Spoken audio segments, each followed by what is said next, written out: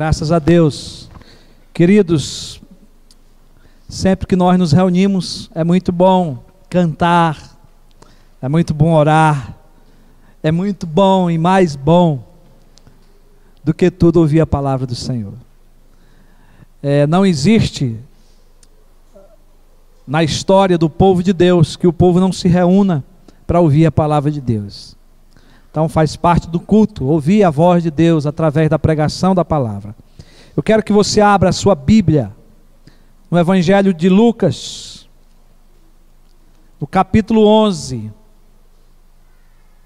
versículos de 1 a 4.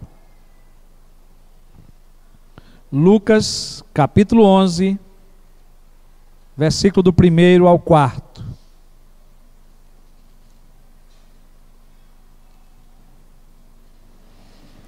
Esse texto nós lemos quando nós iniciamos essa mensagem da oração como meio de graça em Mateus.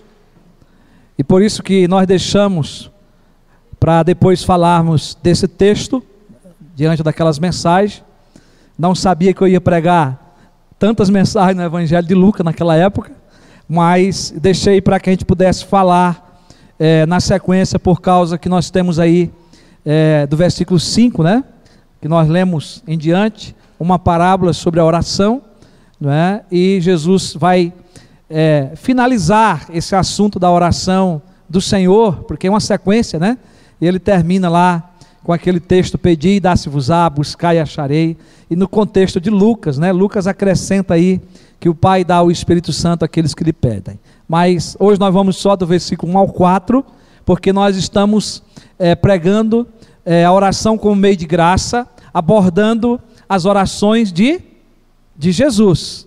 E esse é mais um dos textos em que Jesus está orando e acontece aí o pedido dos discípulos. Então vamos ler juntos? Vamos lá?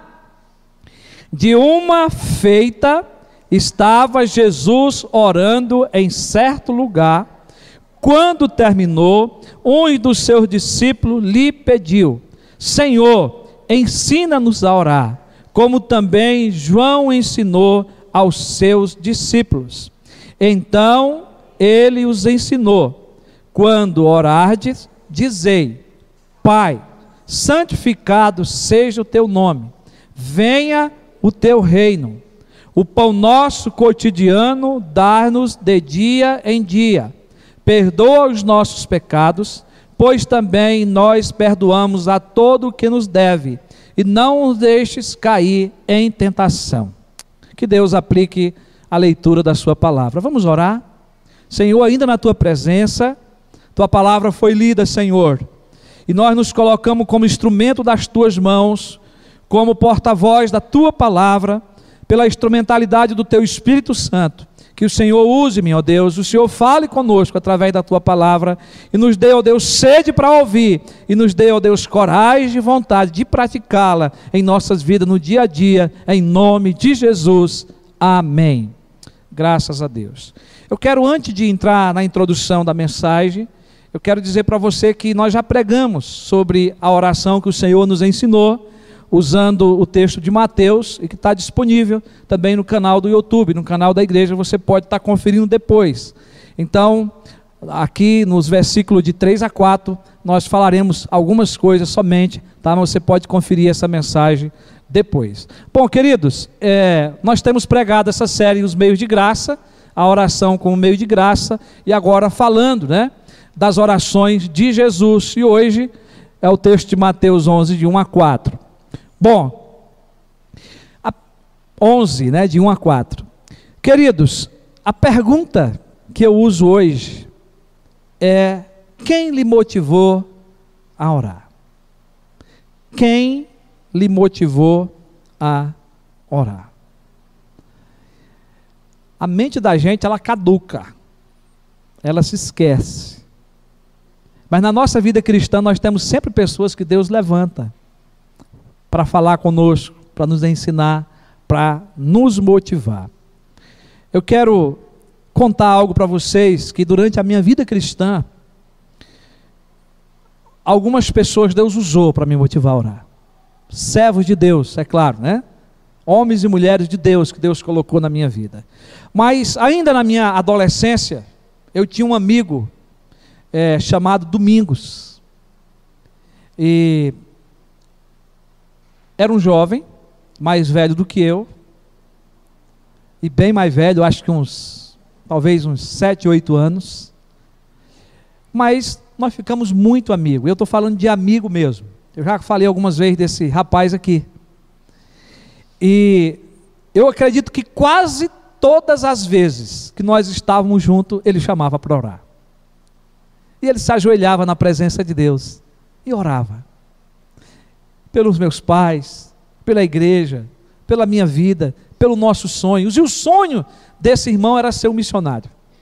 Era de sair pregando o evangelho.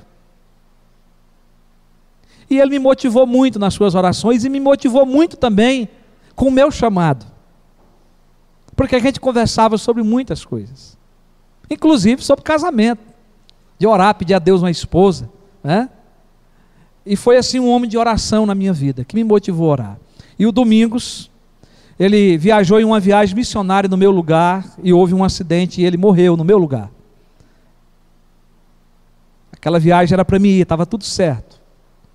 Já contei essa história aqui para os irmãos. E no retorno, na volta daquela viagem, eles tinham pegado carona num caminhão madeireiro e perdeu o freio, e ele foi o primeiro a pular e bateu a nuca numa pedra e veio a falecer. O pastor da igreja, o reverendo Esdras Cordeiro, ainda está vivo, foi meu pastor no ano de 83, 84, aí até 85. Ele não teve nada a não ser um arranhão e um corte na calça. E os demais que estavam no caminhão, uma irmã da igreja, o motorista, a mãe, outro que chama catraqueiro que estava em cima, todos esses morreram no acidente. O pastor Esdras, ele escapou para contar a história, né? E esse irmão querido, amigo, marcou a minha vida, motivou a minha vida a orar. E eu lembro que antes dele morrer, mais ou menos um mês antes, ele tinha sonhado um sonho, e ele era muito de sonhar, mas ele nunca contou sonho como revelação, nunca. Um bom presbiteriano, né? Entendia a Bíblia, mas ele contava os sonhos. E ele me contou um sonho que até hoje eu lembro, que ele sonhou que ele estava pregando para uma igreja cheia de gente, mas ele dizia, não era eu que estava pregando. E no entendimento dele era eu que estava pregando, quando ele contou o sonho, né? E ele dizia para mim, depois daquele sonho, orando comigo, Deus vai lhe usar muito. E eu não sabia que depois de um mês Deus ia levá-lo ele no meu lugar, porque era eu que tinha que estar naquela viagem. Então nós não entendemos os propósitos de Deus, meus irmãos, a maneira que Deus age. Foi uma dor muito grande para mim, mas aquele irmão ficou, entre outras coisas, esse exemplo de uma vida de oração e de entendimento da palavra de Deus. Os discípulos, meus irmãos, foram motivados a orar, observando o mestre a orar. A vida de Jesus, narrada por Lucas, como nós temos já aprendido, ela foi vivida em oração. Ele orou ao Pai na ocasião do batismo, capítulo 3, 21 a 22. Orou em lugares solitários, capítulo 5, 15 e 16. Ficou uma noite em oração até o amanhecer do dia, antes da escolha dos 12 apóstolos, dos 12 discípulos, capítulo 6, 12 e 13. Orou antes de fazer 2 perguntas aos seus discípulos e antes de Pedro confessar que ele era o Cristo. Capítulo 9, 18 a 20. E orou no Monte da Transfiguração, capítulo 9, 28 a 36.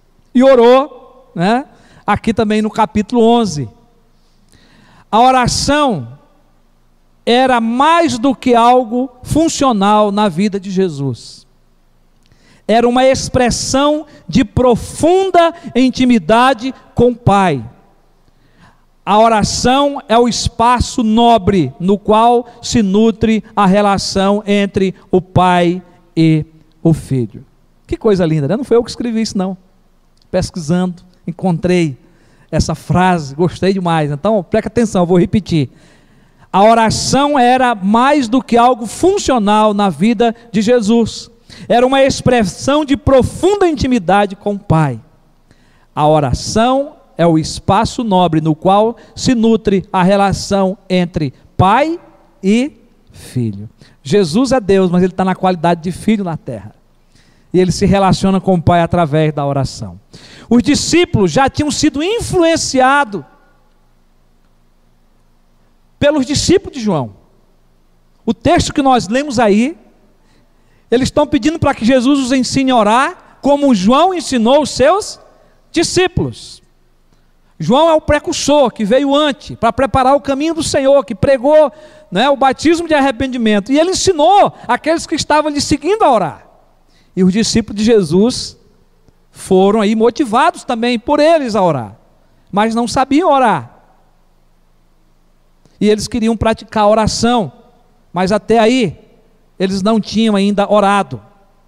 Agora, meus irmãos, o maior exemplo de oração é o de Jesus, ao ponto de incomodar os discípulos a chegarem para Jesus e pedir: ensina-nos a orar, como também João ensinou aos seus discípulos. E por isso que o tema dessa noite, né, nós já passamos aí pela narração, tá? Que o tema dessa noite que nós propomos é Jesus, o maior exemplo de oração. Jesus, o maior exemplo de oração. Mas que lições nós podemos tirar dessa verdade? Já que até aqui, os discípulos estão vendo Jesus sempre orando. Eles estão sendo incomodados, porque Jesus ora e eles não oram. E eles resolvem agora saber como que é orar. Eles querem aprender a orar. Eles foram incomodados pelas orações de Jesus, pelo tempo que Jesus gastava em oração. Que lições que nós podemos tirar de Jesus como esse maior exemplo? Meus irmãos, a primeira lição é que Jesus foi visto pelos seus discípulos como um homem de oração. Essa é a primeira lição que nós podemos tirar para a nossa vida, não é? Jesus é um homem que ora. Como homem, ele está sempre orando, ele está sempre buscando a Deus. Ele é o maior exemplo de oração, mas de um homem que dependia do Pai, que dependia de um relacionamento com Deus. O texto diz: estava Jesus orando em certo lugar, como de costume, como os demais evangelhos narram, era costume que Jesus estivesse em lugares solitários orando, conversando com o Pai, principalmente diante de grandes decisões. É necessário entendermos que Jesus era o mestre discipulador dos seus discípulos. Jesus fazia questão de orar na frente dos discípulos, ou pouco distante deles, mas que eles pudessem ver ele orando. Foi ele que os chamou depois de uma noite inteira de oração, e continuou a orar sem lhe exigir que orasse. Isso é muito importante. Não havia uma exigência de Jesus para que os discípulos orassem. Queria que eles vissem o seu exemplo e aprendessem com ele a orar. Eu creio que Jesus tinha certeza de que eles, né, que ainda não faziam oração, certamente iriam aprender a orar e teriam a necessidade de imitá-lo em oração. Eu creio que Jesus já sabia disso, porque Jesus também é Deus. Ele sabe todas as coisas. O discípulo segue o seu mestre. O discípulo segue o seu discipulador. Nosso mestre é Jesus. Você e eu precisamos olhar para as atitudes de Jesus, para a sua atitude de oração. Ele foi visto pelos discípulos como um homem de oração. Jesus é o maior exemplo de uma vida de oração. Uma das coisas que aprendi é que o discípulo dificilmente vai além do seu mestre. Dificilmente ele vai além do seu mestre. E isso tem base bíblica, tá? Jesus advertiu os seus discípulos quando lhe lavou os pés, lá em João 13,16. E ele diz assim: nenhum escravo é maior do que o seu Senhor. Quem era o Senhor ali? Jesus, ele era o mestre. Quem eram os escravos? Os discípulos, os servos. Então, nenhum discípulo se torna maior do que o seu Senhor. Então Jesus é o maior exemplo de oração. E era para esse exemplo que os discípulos estavam olhando. Todos os textos citados das mensagens já pregadas em Lucas, que nós mencionamos agora há pouco, não aparecem os discípulos orando, nenhuma vez. Mas aparece eles observando Jesus orar. Eles só viveram vendo. E lembrando-se da figura de Jesus orando.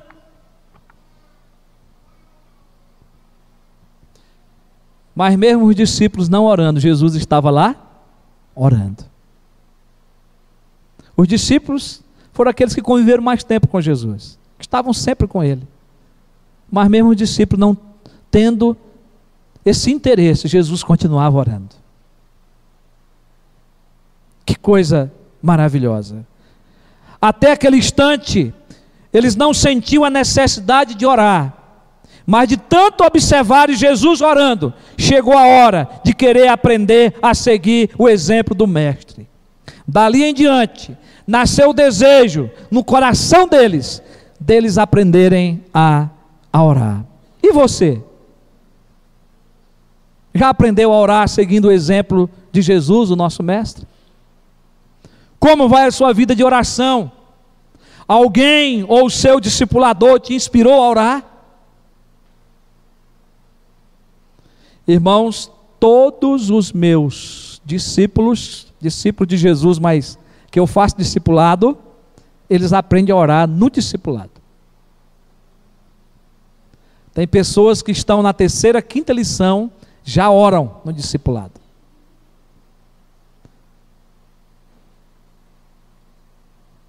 Ou você ainda se desculpa que não sabe orar? Ou será que somos vistos como homens e mulheres de oração? Que bom seria! Que lição nós podemos tirar desta verdade? A segunda lição é que Jesus foi paciente com os discípulos que não oravam. Isso não está no texto de maneira clara, mas todos esses momentos de oração de Jesus, Jesus não está ordenando que os discípulos orem.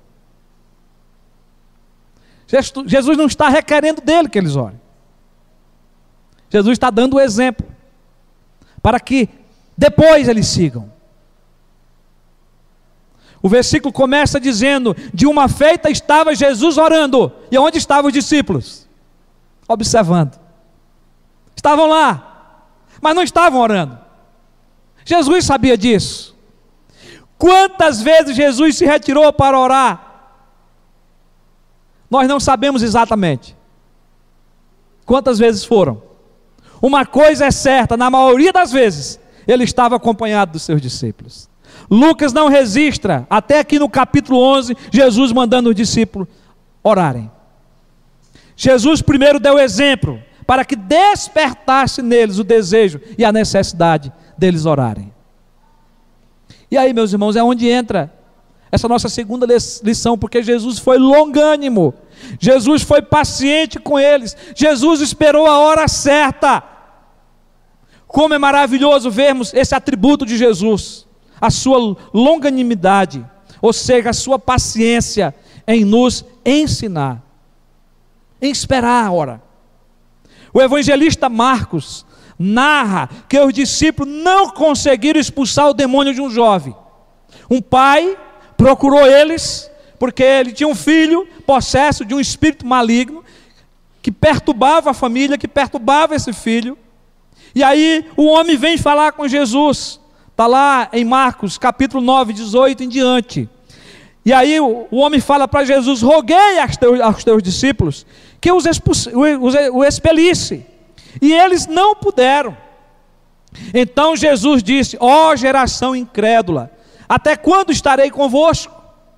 Até quando vos sofrerei? Trazei-mo. Trouxeram o menino, Jesus libertou, mas lá no capítulo, ainda no capítulo 9, versículo 28 e 29, depois de tudo acontecido, Jesus sai com seus discípulos, volta para casa, não é? E aí, os discípulos agora entram em cena. Quando entrou em casa, os seus discípulos lhe perguntaram em particular: por que não podemos nós expulsá-lo? Respondeu-lhes: esta casta não pode sair senão por meio de oração e jejum. Jesus queria que os discípulos orassem, mas não deu o mandamento aqui da oração. Não deu uma ordem para eles. Mas Jesus despertou o interesse deles, que eles precisavam orar. Jesus mostrou a necessidade da oração e do jejum, mas até naquele momento, eles ainda não sentiam essa necessidade de orar, de estar na presença do Pai, por causa da presença do Mestre. Jesus estava com eles, Jesus resolvia tudo o que era necessário. Meus irmãos, como que nós somos diferentes do nosso Mestre? Jesus foi paciente durante todo esse tempo com seus discípulos, mas nós somos muito diferentes. Muitas vezes queremos que uma pessoa nova na fé já saia orando em público. Quantas vezes eu já vi isso acontecer em igrejas, de pessoas saírem frustradas, porque os dirigentes, os pastores, querem que a pessoa faça uma oração em público, sendo que ela não passou às vezes por um discipulado, por um ensinamento. E aí nós frustramos as pessoas recém-convertidas. Já conheci pessoas que não oravam em público, porque foram traumatizadas por alguém que insistiram que ela orasse, sem esperar o devido tempo. Jesus foi longânimo, ele foi paciente, mas chegou a hora dos discípulos desejarem orar. Não foi Jesus que se precipitou insistindo que eles orassem, mas foram eles que pediram a Jesus que os ensinasse a orar, o que já era considerado uma grande mudança na vida desses homens. Uma grande mudança, porque foi muito tempo, foram muitos dias, foram meses, até Jesus chegar na cruz foi 3 anos para ele morrer. Nós não sabemos quantos anos demorou isso aqui, se foi 1, se foi 2, mas muito tempo se passaram. E aí vem a terceira lição que nós podemos tirar, né? A terceira lição que nós podemos tirar é que Jesus ensinou os seus discípulos a orarem. Ele ensinou. Por que é uma lição? Porque nós também precisamos ensinar outros a orar. Nós precisamos ser longânimos, né? Com aqueles que não oram, ter paciência, devemos ser exemplo para eles, como homem e mulher de oração, como Jesus foi, mas chega o momento certo da gente ensinar. Então chegou a hora, Jesus ensinou eles a orar, o versículo 2, então ele os ensinou.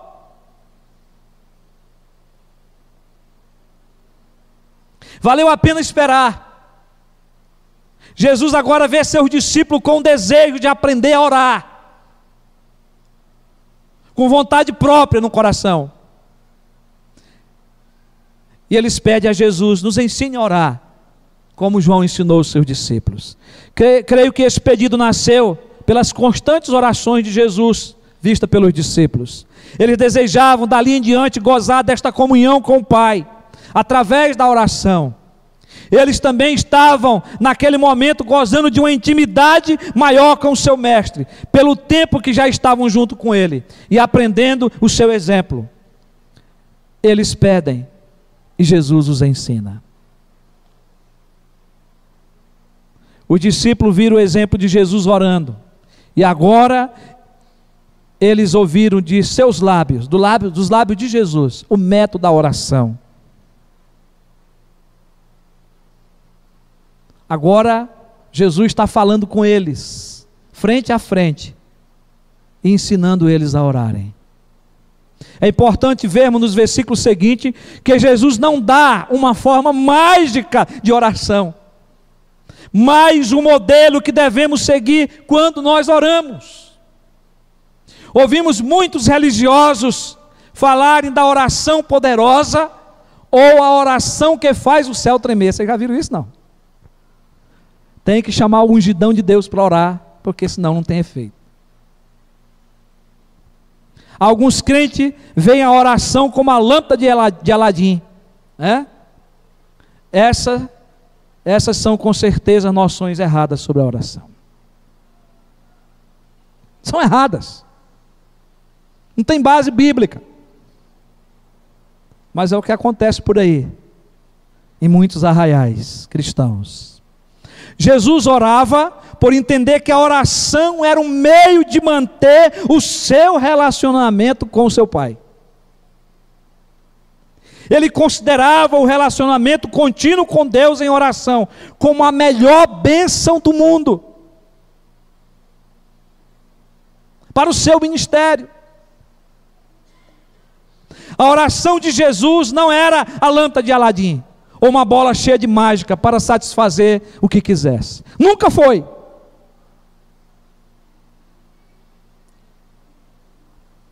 Orações feitas com esse pensamento são humanistas, são egoístas, são interesseiras.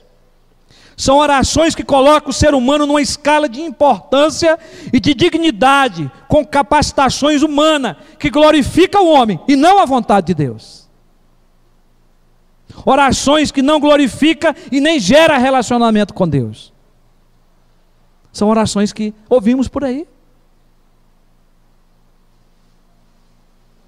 São orações cheias de xamanismo, ou seja, cheias de mágica, religiosidade. São orações filosóficas que só envolvem curas, transe, e que são supostas metamorfoses de contato direto com mortos e espíritos de outros seres místicos. E não passa disso. Deus não ouve. Deus não ouve reza. Deus não ouve orações que são através de espíritos, de santos.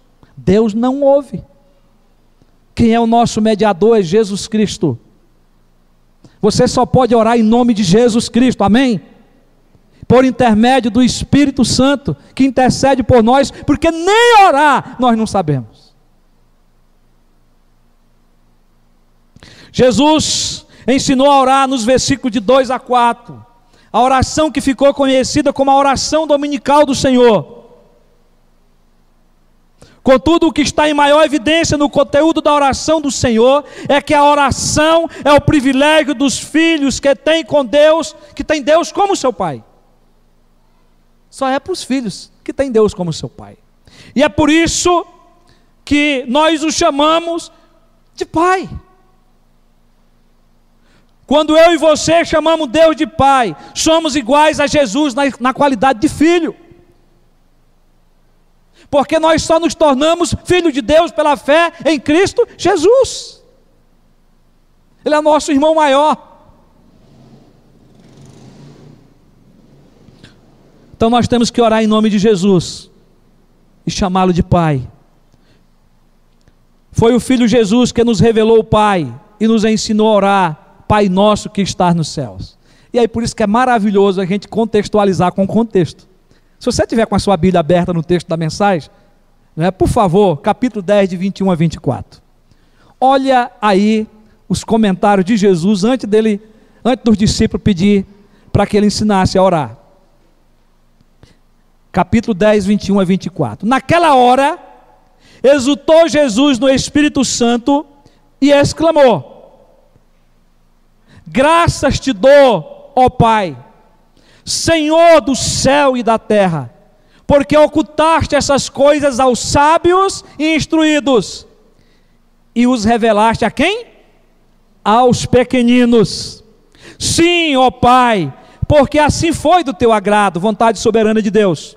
Tudo me foi entregue por meu Pai.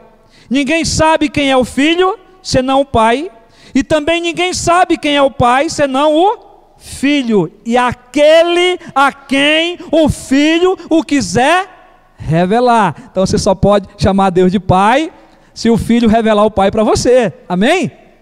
É o que o texto está dizendo. E é o Filho que nos revela o coração do Pai, não é? E voltando-se para os seus discípulos, disse-lhes particularmente: bem-aventurado os olhos que veem as coisas que vós verdes, pois eu vos afirmo que muitos profetas e reis quiseram ver o que verdes e não viram, e ouvir o que ouvis e não o ouviram. Que privilégio os discípulos tiveram! Mas que privilégio nós temos hoje de ouvir, de ler escritas essas palavras, de poder ler essas palavras de Jesus, de que Jesus nos conduziu à presença do Pai e nos deu esse direito de sermos chamados filho de Deus, e de que agora nós podemos chamar Deus de Pai, de nosso Pai, o nosso Pai celeste. Então, meus irmãos, para nós, os eleitos de Deus, chamá-lo de Pai é somente possível pela obra de Cristo na cruz do Calvário, só por causa da sua ressurreição dentre os mortos. Porque se Jesus não ressuscitasse, era vã a nossa fé, era vã toda a obra que Ele fez, mas Ele ressuscitou. Por isso, quando chamamos Deus de Pai, o nosso coração se enche de alegria e satisfação. Eu lendo essa semana sobre a oração, eu estava citando agora há pouco aqui, enquanto a gente orava com o conjunto, que diz que os santos da igreja, que é tido como os pais da igreja, muitos deles iam orar, e quando chamava Deus de Pai, eles não conseguiam mais falar nada, que eles se quebrantavam diante da santidade de Deus, com um temor tão grande, que eles não precisavam mais dizer nada, na presença de Deus. Ô meus irmãos, falta muito temor no nosso coração, para orar, para conhecer Deus como nosso Pai. Não foste vós que me escolheste a mim, pelo contrário, eu vos escolhi a vós outros, e vos designei para que vades e deis fruto, e o vosso fruto permaneça, a fim de que tudo quanto perdides ao Pai em meu nome, Ele vô-lo conceda. Está falando da obra missionária, é claro, né, de produzir fruto, e Deus sempre vai responder, sempre Deus vai estar no ministério conosco, na pregação do Evangelho, nos abençoando. Precisamos conhecer Deus como nosso Pai na prática. Só na teoria não existe relacionamento. Se você quiser se relacionar com Deus, comece a orar, comece a dobrar os seus joelhos. Meus irmãos, eu tenho sido desafiado a orar mais durante esse período que eu estou falando de oração. E a motivação do meu coração é que você, como um bom crente, como um bom servo de Deus, e como um bom presbiteriano, se você for, você ore, porque senão você vai ficar só com esse nome de bom, mas não vai desfrutar de um relacionamento com Deus. Você precisa orar, você precisa prostrar os seus joelhos em oração. Teve coisa que aconteceu em vida de irmãos aqui na igreja, esses dias atrás, que eu estava orando por eles, sem saber. Oração da intercessão. O que se segue no ensino do modelo da oração do Senhor são os princípios orientadores que devem reger nossas orações. Esses princípios nos ensinam que antes de buscarmos o atendimento das nossas necessidades, devemos nos concentrar em Deus para glorificá-lo. Nós somos muito preocupados em pedir, em querer algo para a nossa vida, que Deus satisfaça os nossos desejos. Mas a oração que o Senhor nos ensinou, em primeiro lugar, é glorificar a Deus, reconhecer Ele como um Deus totalmente santo. Santificado seja o teu nome. Depois, a oração nos mostra que deve ser o nosso interesse para que Ele realize a sua vontade. Deve ser um desejo da nossa alma de anelar o seu reino, porque venha o teu reino. Deve estar esse desejo na oração, deve ser essas nossas palavras. Depois as outras coisas devem ser acrescentadas, o pedido do pão, da nossa necessidade básica, o pão nosso cotidiano dar-nos hoje, de dia em dia. Mas aqui, o Lucas coloca como algo afirmativo, como algo que Deus já dá, que nós já oramos afirmando que o Senhor dá. Está aí o pão nosso cotidiano, dá-nos de dia em dia. Ao mesmo tempo que você está pedindo, mas a ideia é que já está afirmando que o Senhor dá. Que é algo que o Senhor, mesmo que você não peça, Ele vai dar. Porque Ele é bom. E ainda pelo perdão dos pecados, perdoa-nos os nossos pecados, pois também nós perdoamos a todo o que nos deve.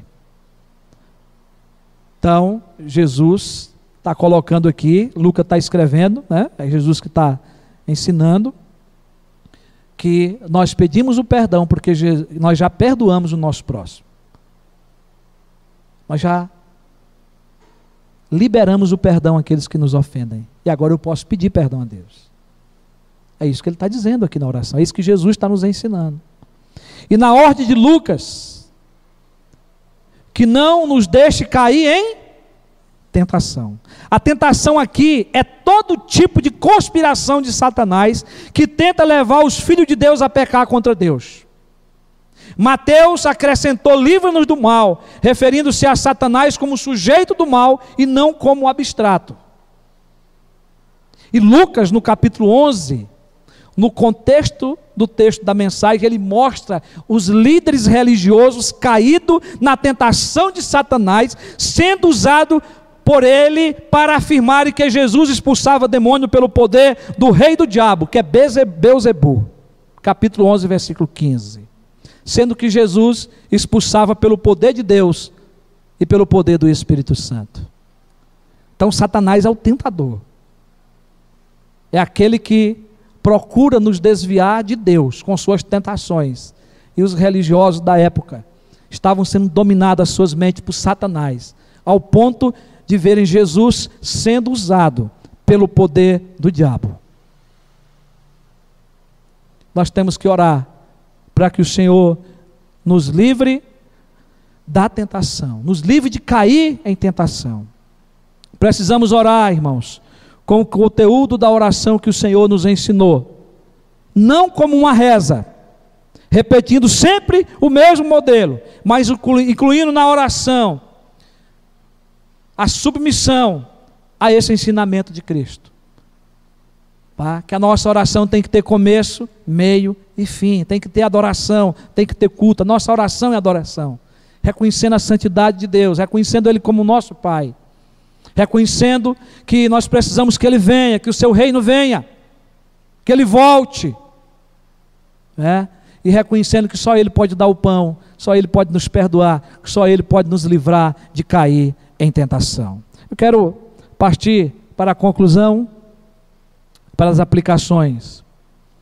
Hoje, meus irmãos, aprendemos que Jesus foi o maior exemplo de oração na vida dos seus discípulos.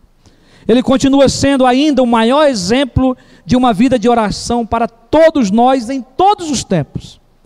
Jesus foi paciente com os discípulos que não oravam, esperou que eles se interessassem em aprender a orar, e depois que eles pediram, Jesus os ensinou a orar, dando-nos o modelo ideal, o conteúdo correto para nossas orações. Mas mesmo diante da vontade de orar e vendo o exemplo de Jesus, os discípulos não aparecem como pessoas de oração até o término do Evangelho de Lucas. Mesmo Jesus ensinando, mesmo eles olhando o exemplo, mesmo eles desejando, mesmo eles pedindo que Jesus os ensinasse, Jesus os ensinando, mesmo assim, eles não oraram. Nenhum dos evangelhos narra isso. Até a morte de Jesus, os discípulos fugiram da oração. Somente após a ressurreição de Cristo, no livro de Atos, também escrito por Lucas, é que os discípulos aparecem dedicados a Deus, dedicando a Deus uma vida de oração, para que a vontade de Deus fosse cumprida na vida deles. Oraram esperando a vinda do Espírito Santo, e continuaram orando para que o Espírito Santo os conduzisse na obra da evangelização e no pastoreio das suas ovelhas. Jesus agora já tinha voltado para os céus. Eles não estavam mais com o mestre como homem e Deus ali na terra do lado deles. E eles precisavam orar. E depois que recebem o Espírito Santo os conduzem também a orar, a manter uma vida de oração. Nós também temos ouvido, meus irmãos, nesses últimos meses, mensagens que falam da oração como meio de graça, que nos foi concedido por Deus para desfrutarmos de um relacionamento mais íntimo com o nosso Pai e crescermos em adoração e espiritualidade. Por isso pergunto para você nessa noite, como está a sua vida de oração? Você ora sempre ao Pai, apesar de estar cercado de pessoas que não oram? Ou você é uma pessoa que só ora quando passa por grandes necessidades?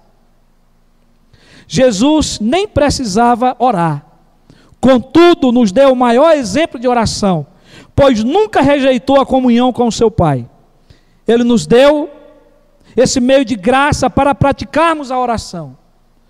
Se nós praticarmos, teremos mais comunhão com o Pai, e a sua vontade será cada dia mais compreendida e exercida por nós.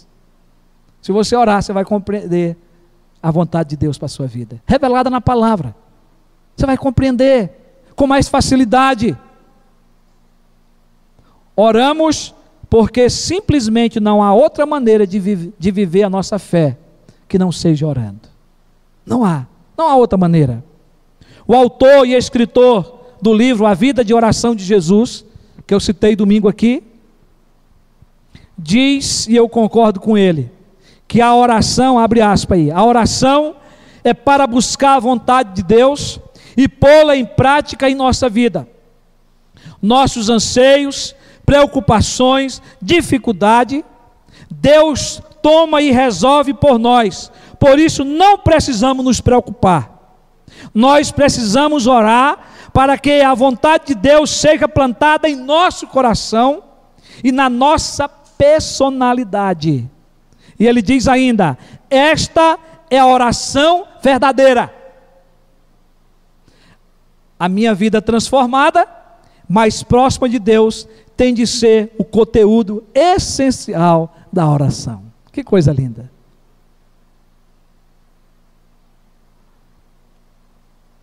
Outro pensador, que eu não registrei o nome aqui, abre aspas, diz assim, a oração é o reconhecimento da nossa dependência de Deus, e a sua ausência é a manifestação da nossa insuficiência.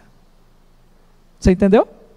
A oração é o reconhecimento da nossa dependência de Deus, e a sua ausência é a manifestação da nossa insuficiência. Então, a oração é o atestado da suficiente graça de Deus. A ausência dela é o atestado da nossa fraqueza e limitação. Que Deus nos ajude. Amém?